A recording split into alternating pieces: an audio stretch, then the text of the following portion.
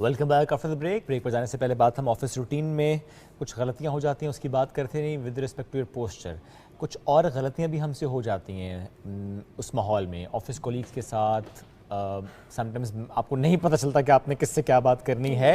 یہ جو corporate sector کی ٹریننگ ہے نا بڑی اہم ہوتی ہے اور ہم دیکھتے ہیں اس کا بڑا رجحان بھی اب ہے. کارپوریٹ ٹرینرز ہیں وہ ٹریننگ دیتے ہیں, مختلف سیشنز ہوتے ہیں, ہم سیکھ پاتے ہیں کہ ہاؤ ٹو رسپونڈ مختلف سچویشنز میں. آج ہم تھوڑا سمجھنے کی کوشش کرتے ہیں, کچھ کیسز سر کے ساتھ شیئر کریں گے کہ ایسے ماحول میں ایسے معاملے پہ کیا کرنا چاہیے.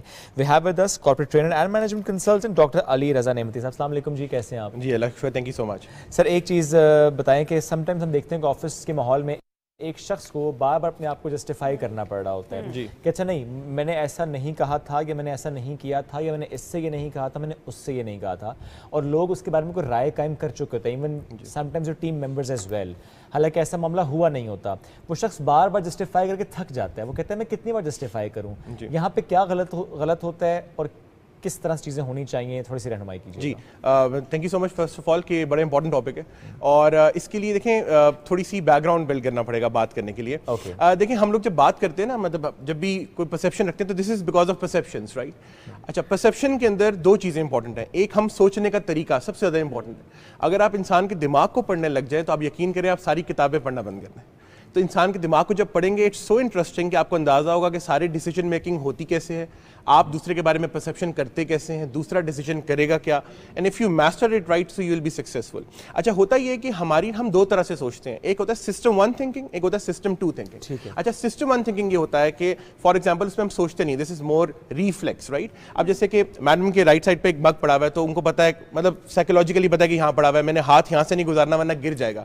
آپ نے کچھ ایسے لوگ دیکھے جو اکثر ڈائننگ ٹیبل کے اوپر گلاس وغیرہ گرا دیتے ہیں. مطلب کوئی ایسا ٹائم بھی تھا جب مجھے یاد پڑتا ہے کہ جب میں ٹریننگز کراتا تھا اور تار زمین پر صحیح طرح نہیں ہوتی تھی تو میں اٹکتا تھا اس میں, رائٹ, کیونکہ سائیکولوجیکلی میرے مائنڈ میں ہوتا تھا کہ وہ تار کہیں سائڈ پہ ہے لیکن وہ پاؤں اٹکتا تھا. اچھا, یہ سسٹم 1 تھنکنگ سے, ہم بہت سے کام سسٹم 1 تھنکنگ سے کر رہے ہوتے ہیں. میں آپ کے بھی ٹی وی شو پہ آ رہا تھا تو راستے میں آف کورس میرا آفس کا راستہ ڈفرینٹ ہے, آپ کا راستہ ٹی وی کا ڈفرینٹ ہے, سو مائنڈ فکس تھا سسٹم 1 پہ کہ جی اسی راستے پہ جانا تھا. I had a wrong turn initially, right. یہ ہو جاتا ہے نا جی, کیونکہ اچھا تو سسٹم 1 کیونکہ اللہ تعالیٰ نے ہمیں یہ ایک مائنڈ کو یہ پاور دی ہوئی ہے کہ سسٹم 1 کے تھرو آٹومیٹڈ چلتا رہے, جس کو ہم آٹو پائلٹ کے طور پہ کہتے ہیں. سسٹم 2 تھنکنگ یہ ہوتی ہے کہ اس میں آپ کو سوچنا پڑتا ہے, آپ کو تدبیر کرنی پڑتی ہے, you just think about it, right.